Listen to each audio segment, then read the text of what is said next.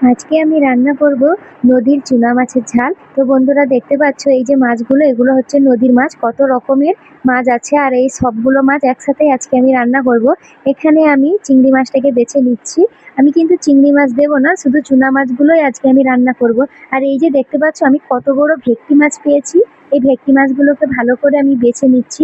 একই ছেকিন জালে এত রকমেরই মাছ পেয়েছি। দেখতে পাচ্ছ বন্ধুরা কি কি মাছ পেয়েছি, আমি সবগুলো মাছ আলাদা আলাদা করছি।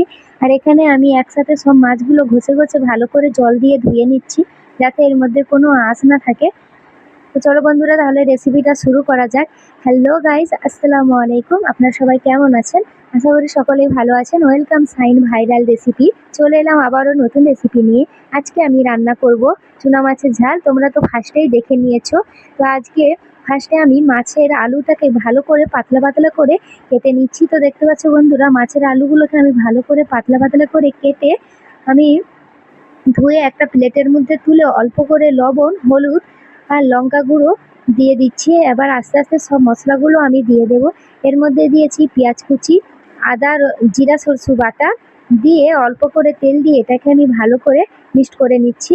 এটা যেহেতু মাছের ঝাল হবে তো বেশি করে ঝাল দিয়ে এবার আমি কড়াটা বস করে দিলাম। এখানে আমার কড়াটা বস করানো হয়ে গেছে। এর মধ্যে আমি অল্প করে তেল দিয়ে এবার আমি মাছটাকে আস্তে আস্তে দিয়ে দিচ্ছি, দিয়ে এটাকে আমি ভালো করে নাড়াচাড়া করে নিচ্ছি, যাতে এটা ভালো করে মাখা হয় মশলাটা। এমনিতে আমি যেহেতু হাত দিয়ে মাখিয়েছি, ভালো করে মাখা হয়েছে। এবার আমি এর মধ্যে একেবারে জল দিয়ে এটাকে আমি ঢাকনা দিয়ে দেবো। এটা আজকে আমি দেবে রান্না করতেছি। তো চলো বন্ধুরা, আপনারা কে কোথা থেকে দেখছেন কমেন্ট করে জানাবে। আর আমার এই ভিডিও আপনাদের কেমন লাগে অবশ্যই লাইক কমেন্ট সাবস্ক্রাইব করে জানাবেন। তো এবার আমার ছোট দেওর খেয়ে দেখবে যে এই মাছটা কেমন হয়েছে।